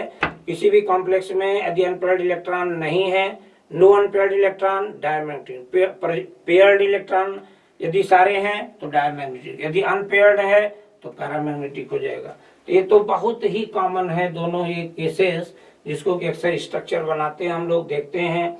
इसका हम PV निकालते हैं, SV निकालते हैं, हाइब्रिडाइजेशन निकालते हैं, ज्योमेट्री बताते हैं, मैग्नेटिक मोमेंट बताते हैं, मैग्नेटिक नेचर बताते हैं, EN नंबर बताते हैं, इसका UPSC नेम लिखते हैं। सब कुछ इन दोनों कॉम्प्लेक्स का बड़ा रियरली हम लोग बहुत फ्रिक्वेंटली इस पर कहीं न कहीं वर्क किया जाता है। तो मान के चलिएगा, यहाँ स्ट्रॉन्ग फील्ड लिगेंड होने की वजह से इलेक्ट्रॉन पेयर्ड हो जाएंगे, कोई अनपेयर्ड इलेक्ट्रॉन नहीं होगा, डायमैग्नेटिक होगा। यहाँ पर वीक फील्ड लिगेंड लगा होता है पेयर नहीं करा पाएगा तो निश्चित रूप से अनपेयर्ड इलेक्ट्रॉन होंगे, इसलिए पैरामैग्नेटिक होगा और ये डायमैग्नेटिक। 80 के बाद आइए 81, इसका आंसर सेकंड सही है भाई, second is the correct answer. Question number 81 में मैचिंग करा लीजिए भाई। चलिए मैचिंग में जरा देखिए अब क्या करेंगे, सभी कॉम्प्लेक्स में हम अनपेयर्ड इलेक्ट्रॉन निकालेंगे। कितने अनपेयर्ड इलेक्ट्रॉन किसमें प्रेजेंट है ये देखना है कि किसमें कितने अनपेयर्ड इलेक्ट्रॉन है। अनपेयर्ड इलेक्ट्रॉन की संख्या यदि हर में पता चल जाए तो काम हो जाएगा, ठीक है। इसमें अनपेयर्ड इलेक्ट्रॉन यदि निकाला जाए तो लगभग इसमें 1 आएगा, इसमें 4, इसमें 5, इसमें 0 निकाल के भी आप चेक कर लें। यहाँ पे देखिए स्ट्रॉन्ग फील्ड लिगेंड लगा, पेयरिंग कराएगा, ये वीक फील्ड लिगेंड है, पेयरिंग नहीं कराएगा। यहाँ पे स्ट्रॉन्ग फील्ड लिगेंड है, पेयरिंग कराएगा, और यहाँ पर भी CO के साथ अमोनिया स्ट्रॉन्ग फील्ड लगा है, पेयरिंग करा देगा। तो कहने का मेरे मतलब है कि अनपेयर्ड इलेक्ट्रॉन निकल जाएगा, इसमें 1 अनपेयर्ड इलेक्ट्रॉन आएंगे, इसमें 4, इसमें 5, इसमें 0। और ये सभी कॉम्प्लेक्स के अंदर अनपेयर्ड इलेक्ट्रॉन मालूम हो गए तो उसका मैग्नेटिक मोमेंट हम निकाल लेंगे। मैग्नेटिक मोमेंट होगा √n+2 कर देंगे, और ये n क्या है, वेयर n है number of unpaired electron, number of unpaired electron, unpaired electron, number of unpaired electron. तो निकाल के मैच कराइएगा इसका। तो जहां पर डी वाले में देखिए, डी का 0 सॉरी डी का फर्स्ट, क्योंकि 0 मैग्नेटिक मोमेंट तो इसी में आएगा। तो डी का फर्स्ट 2 जगह है, डी में यहाँ भी फर्स्ट है, यहाँ भी फर्स्ट है, तो आंसर पहले और चौथे में ही कोई न कोई होगा। फिर एक कोई और निकाल लेना, मैच करा लेना, आंसर आ जाएगा। तो इसका मतलब 81 का आंसर चौथा ही आएगा, 81 का आंसर 4 होगा। कुछ नहीं कलाकारी करना है, सभी का स्ट्रक्चर बनाएंगे और हाइब्रिडाइजेशन करके देखेंगे कि कहाँ पर कितने अनपेयर्ड इलेक्ट्रॉन हो। मैंने बता दिया, यहाँ पर स्ट्रॉन्ग फील्ड, वीक फील्ड, यहाँ पर स्ट्रॉन्ग फील्ड, ये भी स्ट्रॉन्ग फील्ड का काम करेगा, जिस वजह से आपको पता चल जाएगा कि किस कॉम्प्लेक्स में कितने अनपेयर्ड इलेक्ट्रॉन हैं। उसी हिसाब से मैग्नेटिक मोमेंट आ जाएगा, मैग्नेटिक मोमेंट के हिसाब से फिर मैग्नेटिक नेचर भी हम बता सकते हैं। तो 81 का आंसर हो गया 4। 82 में आइए, बहुत सा सिंपल सा सवाल दिया है, करा कि लो स्पिन टेट्राहेड्रल कॉम्प्लेक्स। अभी मैं एक बात करता हूं कि जैसे CFSE की वैल्यू ज्यादा है पेयरिंग एनर्जी से, ठीक है, तो यहाँ पर निश्चित रूप से स्ट्रॉन्ग फील्ड लिगेंड वर्क करेगा, स्ट्रॉन्ग फील्ड लिगेंड वर्क करेगा। और यदि CFSE की वैल्यू ऑक्टाहेड्रल कॉम्प्लेक्स में बात करें कम है, पेयरिंग एनर्जी ज्यादा है, तो यहाँ पे वीक फील्ड लिगेंड वर्क करेगा, वीक फील्ड लिगेंड काम करता है यहाँ पर, फिर वीक फील्ड लिगेंड वर्क करेगा। वही बात पे सवाल है, कह रहा है कि टेट्राहेड्रल कॉम्प्लेक्स है, CFSE is lower than pairing energy, तो CFSE lower than pairing energy है, तो निश्चित रूप से सही दिया हुआ है कि लो स्पिन टेट्राहेड्रल कॉम्प्लेक्स की बात कर रहा है। तो निश्चित रूप से यहाँ पर CFSE कम होगा और पेयरिंग एनर्जी ज्यादा होगी, माने वीक फील्ड लिगेंड होगा, तभी तो लो स्पिन कॉम्प्लेक्स बनता है। तो इसका मतलब इसका आंसर तो पहला ही हो जाएगा। 82 के जस्ट बाद आइए 83 में। 83 में भी बड़ा इंपॉर्टेंट सवाल है भाई, देख लीजिए। इसमें कह रहा है कि इस कॉम्प्लेक्स में जो है लिगेंड है साइनाइड आयन, जो कि स्ट्रॉन्ग फील्ड लिगेंड का काम कर रहा है, वाटर यहाँ वीक फील्ड लिगेंड का। हाँ, एक चीज गलत बोल गए, यहाँ वाले कॉम्प्लेक्स में सॉरी गलत हो गया, यहाँ पे एक चीज, यहाँ पर वाटर जो होता है ना वीक फील्ड लिगेंड का काम करेगा, आयरन के साथ वीक फील्ड लिगेंड का काम करता है। तो यहाँ पर दिया है कि जो Cn- है स्ट्रॉन्ग फील्ड लिगेंड है, वाटर वीक फील्ड लिगेंड है, तो मैग्नीट्यूड CFSE डिफरेंट आएंगे। हाँ, CFSE निकालने का फार्मूला तो पता ही होगा, CFSE यदि निकालना है तो आप सीधा फार्मूला यूज करते हैं, CFSE निकालना है तो हम सीधे लिखते हैं x इंटू और प्लस 0.6 डेल्टा O और प्लस y ब्रैकेट में माइनस 0.4 और डेल्टा O और प्लस यहाँ पर z इंटू पी। ये फार्मूला हम लोग लगाते हैं CFSE निकालने के लिए। और इसमें x क्या है तो ये पता होगा, x is the number of electron in EG set, और यहाँ पर y है number of electron in T2G set, और यहाँ पर जेड क्या है, number of electron pair, number of electron pair, और ये पी है पेयरिंग एनर्जी जिसको हम बोलते हैं। तो ओवरऑल ये सारी बातें कौन क्या है से CFSE निकालते हैं। तो इस दिए गए क्वेश्चन के अनुसार इनके कलर भी डिफरेंट होंगे और सोल्यूशन के अंदर, क्योंकि CFSE वैल्यू पहली बात सेम नहीं आएगी, अलग अलग आएगी, और जिस वजह से कलर अलग होंगे तो 83 का आंसर जो होगा फर्स्ट होगा। ठीक है, फार्मूला भी याद रखिएगा। कभी CFSE निकलवा ले तो आप सीधा जाके पहले देखिए इसमें कितने अनपेयर्ड इलेक्ट्रॉन है, मतलब डी में Fe के पास कितने इलेक्ट्रॉन है, उसी हिसाब से आप कॉन्फ़िगरेशन कर दीजिए। स्प्लिट करके देखिए, ये भी ऑक्टाहेड्रल है और ये भी ऑक्टाहेड्रल है, दोनों ऑक्टाहेड्रल कॉम्प्लेक्स है, और ऑक्टाहेड्रल में ही CFSE निकालने का ये फार्मूला मैंने लिख दिया। ठीक है, तो 83 का फर्स्ट हो जाएगा। नेक्स्ट 84 का ज्योमेट्री पजेज बाई NiCO का होल 4 इज, क्या होगा भाई, टेट्राहेड्रल होगा। कारण क्या है, मैं निकाले दे रहा हूँ, चलो एक तो निकाल ही देता हूँ। NiCO का होल 4 है, तो ये तो पता ही है कि CO यहाँ पर स्ट्रॉन्ग फील्ड लिगेंड है। पहले इसका प्राइमरी वैलेंस निकाला जाए, मतलब ऑक्सीडेशन नंबर, तो x प्लस 4 इंटू 0 बराबर 0, x बराबर 0 आ गया। सेकेंडरी वैलेंस निकालना है तो कोऑर्डिनेशन नंबर निकालिए। कोऑर्डिनेशन नंबर ऑफ लिगेंड 4 है, इसकी डेंसिटी 1 है, कोऑर्डिनेशन नंबर 4 है। फिर हम इसका हाइब्रिडाइजेशन निकालेंगे। हाइब्रिडाइजेशन यदि निकालना है, या चलो हाइब्रिडाइजेशन निकालने से पहले इलेक्ट्रॉनिक कॉन्फ़िगरेशन करें। इलेक्ट्रॉनिक कॉन्फ़िगरेशन यदि करते हैं तो निकिल का 28 और इसका कॉन्फ़िगरेशन करें तो आर्गन हो गया 4s2 3d8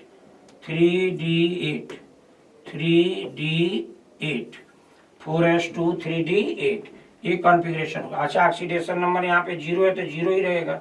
यदि इसका हम हाइब्रिडाइजेशन पे बात करें, चलिए कर देता हूँ हाइब्रिडाइजेशन, और हाइब्रिडाइजेशन यदि निकालना है तो क्या लिखेंगे भाई, 4s, ये 4s, एक सेकेंड, 4s हो गया ये भाई, 4s, और उसके बाद हो गया यहाँ पर 3d, 1 2 3 4, 3d हो गया, और फिर ये हो गया 4p में 3p ऑर्बिटल हो गया, उसके बाद 4d आगे बढ़ेगा। हमारा काम शायद इतने में हो जाएगा, देख लो। तो s में 2 इलेक्ट्रॉन, तो चलो भाई 2 इलेक्ट्रॉन रख दिया। d में पहले d लिखो फिर s लिखो, ऐसे लिखो, ये ज़्यादा एक्यूरेट होगा। पहले हम 3d लिखें, 3d 1 2 3 4, तो 3d में 8 इलेक्ट्रॉन है, 1 2 3 4 5 6 7 और 8, और उसके बाद आ गया 4p में 4s, 3d है, ये 4s है, 4s में 2 इलेक्ट्रॉन। अब यहाँ पे वही होता है ना, एक इलेक्ट्रॉन यहाँ से यहाँ आएगा, ये दोनों इलेक्ट्रॉन यहाँ जम कर जाएंगे।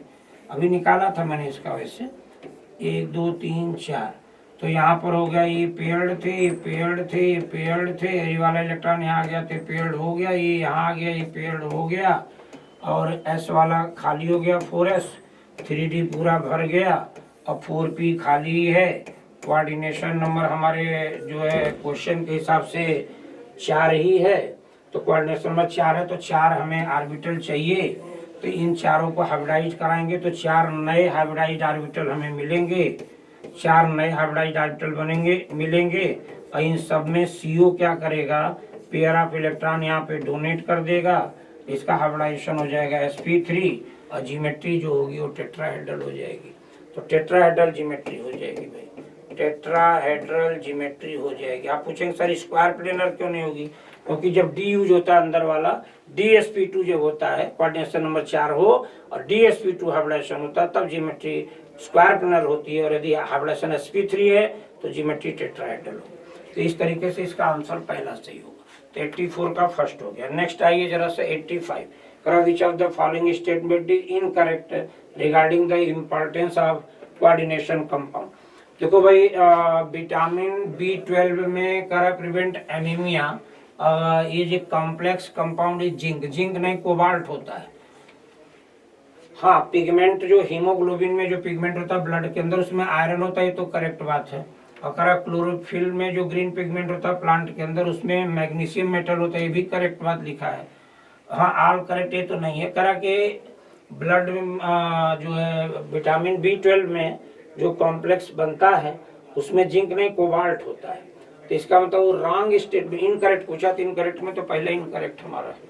कोबाल्ट जिंक की जगह कोबाल्ट कर देता तो करेक्ट हो जाता, तब ऑल करेक्ट हो जाता है। ये दोनों तो करेक्ट है, दूसरा तीसरा, पहला इनकरेक्ट है। तो 85 में आंसर फर्स्ट आपको लगाना पड़ेगा। क्वेश्चन नंबर 86, करा एक कंपाउंड है और करा रिप्रेजेंट, बताओ इसमें कौन सा आइसोमेरिज्म होगा, लिंकेज होगा, आयोनाइजेशन होगा, कोऑर्डिनेशन होगा, नो आइसोमेरिज्म। तो आप आंसर देना नो आइसोमेरिज्म, क्योंकि आइसोमेरिज्म तो तभी होगा जबकि उसका मॉलिक्यूलर फार्मूला सेम हो, मॉलिक्यूलर फार्मूला सेम हो। अब आप देखो ना मॉलिक्यूलर फार्मूला सेम कहाँ है, भाई इसमें ब्रोमीन है, इसमें क्लोरीन है, तो कहाँ से दोनों का मॉलिक्यूलर फार्मूला आप सेम कर पाएंगे। नो डाउट कि अमोनिया यहाँ 5 है, यहाँ भी 5 है, सल्फेट यहाँ भी 1 है, यहाँ भी 1 है, CO यहाँ भी है, CO यहाँ भी है, बट यहाँ ब्रोमीन है, यहाँ क्लोरीन है, तो दोनों का मॉलिक्यूलर मास सेम हो ही नहीं सकता।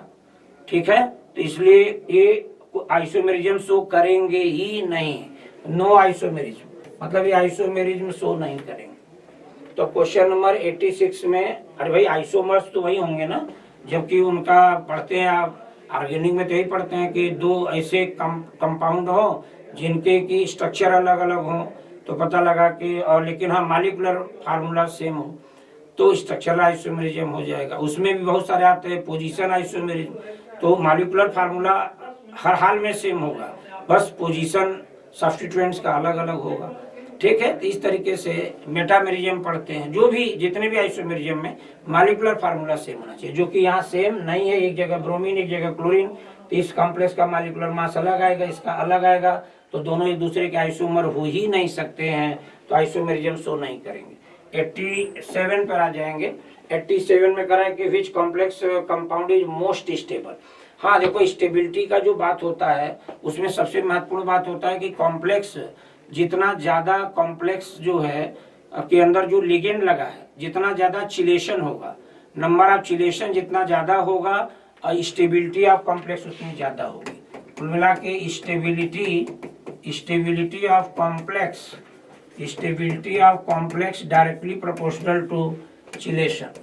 चिलेशन जितना ज्यादा होगा वहां पर कॉम्प्लेक्स की स्टेबिलिटी ज्यादा होगी। क्यों? क्योंकि चिलेशन ज्यादा होगा तो रिंग फॉर्मेशन ज्यादा होगा, तो वह कॉम्प्लेक्स स्टेबल होगा। देखिए यहाँ हर जगह मोनोडेंटेड लिगेंड लगा है, ये तो बाइडेंटेड है, चलो यहाँ पर बाइडेंटेड नहीं, बाहर है ना, ये कोऑर्डिनेशन स्फीयर के बाहर है। यहाँ कोऑर्डिनेशन में 6 है मोनोडेंटेड लिगेंड, यहाँ पर मोनोडेंटेड, यहाँ पर भी मोनोडेंटेड।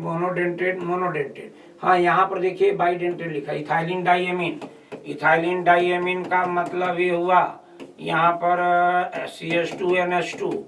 और यहाँ पर यदि आप देखेंगे सेंट्रल मेटल एटम को 2 सेंटर हैं जहाँ से इलेक्ट्रॉन पेयर मिला, तो यहाँ रिंग का फॉर्मेशन होगा, चिलेशन यहाँ होगा, जहाँ पर चिलेशन होगा वह कॉम्प्लेक्स मोस्ट स्टेबल होगा। मतलब नंबर ऑफ चिलेशन जितना ज्यादा होगा, चिलेशन जितना ज्यादा रिंग का फॉर्मेशन होगा, वह कॉम्प्लेक्स स्टेबिलिटी उतनी ज्यादा होगी। तो 87 का आंसर हमारा फर्स्ट हो जाए। नेक्स्ट आइए 88 पर। 88 में नाम लिखना है, करा UPSC name of the complex. ये देखो बेटा, नाम हमारा इस कॉम्प्लेक्स को देख के लिखना है, पहले केटायन का फिर एनायन का। अब क्रिस क्रॉस मेथड से पहले तो देखो ये पहले केटायन है बाद में आना, यहाँ का नंबर इसका चार्ज होगा, यहाँ का नंबर इसका चार्ज, यहाँ +1 आएगा, यहाँ -1 आएगा। पहली बात तो समझो, तो यहाँ पर केटायनिक पार्ट हो गया, एनायनिक पार्ट, इसका नाम लिखना। तो हमने क्या बोला था, पहले केटायन का नाम फिर एनायन का नाम लिखेंगे।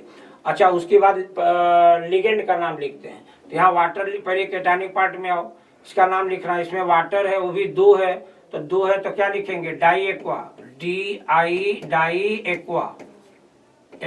पहला लेटर वैसे कैपिटल से ही होना चाहिए, यहाँ पे स्मॉल से लिखा है लेकिन कोई बात नहीं, आंसर आप दे दीजिएगा, लेकिन ध्यान में हमेशा रखना है कि पहला लेटर कैपिटल होना चाहिए। तो डाई एक्वा हो गया सिल्वर। और हमने भी बताया था केटायनिक पार्ट में यदि कोई मेटल है तो उसका नाम जो है वही लिखते हैं, तो डाई एक्वा सिल्वर लिख देंगे, सिल्वर, डाई एक्वा सिल्वर। हाँ, इसका ऑक्सीडेशन नंबर यदि निकालें तो केवल केटानिक पार्ट को लिया जाए तो सिल्वर का ऑक्सीडेशन में x मानो 2 इंटू पानी का 0 बराबर +1 करेंगे तो सिल्वर का ऑक्सीडेशन नंबर 1 आएगा, तो यहाँ 1 लिखेंगे, वो भी रोमन में और पैरेंथेसिस के अंदर।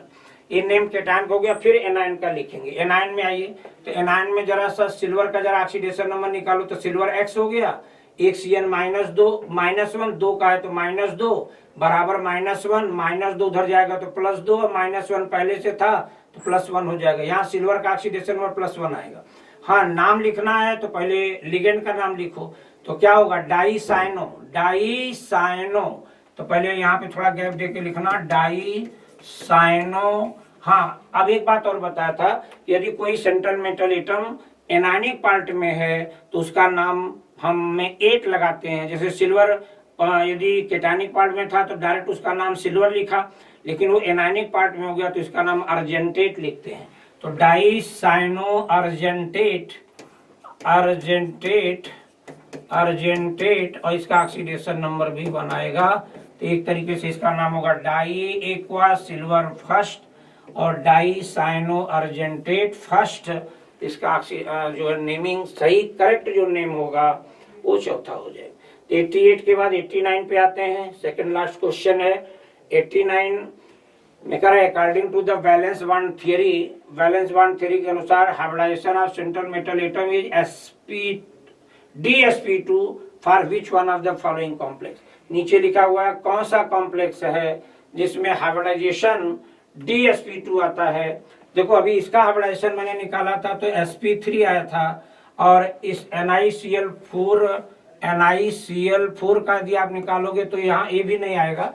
हाँ, इसमें आ सकता है क्योंकि ये है NiCN का 4 माइनस का 2 कर दो सीधा ना, इसे कर दो, इसे निकाल लो। इसका हाइब्रिडाइजेशन DsP2 आएगा, इसकी ज्योमेट्री स्क्वायर प्लेनर आएगी। कैसे आएगी वो मैं दिखा दे रहा हूँ। यहाँ पे NiCN का होल 4 में पहले बताओ प्राइमरी वैलेंस निकालो भाई। प्राइमरी वैलेंस का मतलब हुआ ऑक्सीडेशन नंबर निकालो, तो ऑक्सीडेशन नंबर x माइनस का 4 बराबर माइनस का 2, x बराबर आ जाएगा +2। अच्छा, निकिल का ऑक्सीडेशन, अब निकिल के पास कितने इलेक्ट्रॉन, कोबाल्ट 27, निकिल 28 हो गया। कॉन्फ़िगरेशन करेंगे, आर्गन होगा 4s2 और 3d8 हो गया, टोटल 28 इलेक्ट्रॉन भर गए। लेकिन निकिल पर चार्ज कितना है 2+, तो 2+ का मतलब हुआ आर्गन, और आर्गन के बाद और यहाँ पे S से 2 इलेक्ट्रॉन निकालना पड़ेगा ना। 2+ का मतलब S से बाहरी सेल से 2 इलेक्ट्रॉन निकल गया, 3d8 आ गया। अब हम बनाएंगे यहाँ 3d8, 1 2 3 4, तो ये 3d हो गया, फिर 4s हो गया, फिर 4p हो गया, 4p हो गया, ये 4p।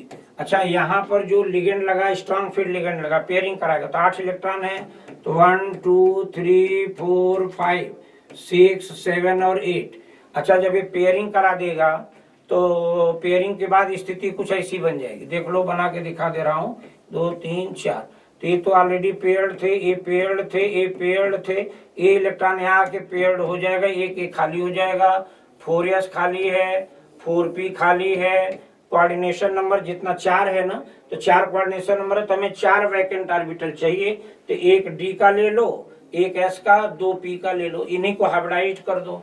तो टोटल जब इनको हाइब्रिडाइज करेंगे तो 1 2 3 4, तो 4 नए हाइब्रिडाइज ऑर्बिटल मिलेंगे, और जिसका नाम हाइब्रिडाइजेशन होगा DsP2 हाइब्रिडाइजेशन होगा। और इन सभी में जो है CN जो है अपना इलेक्ट्रॉन पेयर डोनेट करेगा, तो CN मतलब वही साइनाइड आयन हर जगह अपना इलेक्ट्रॉन पेयर क्या करेगा, डोनेट करेगा।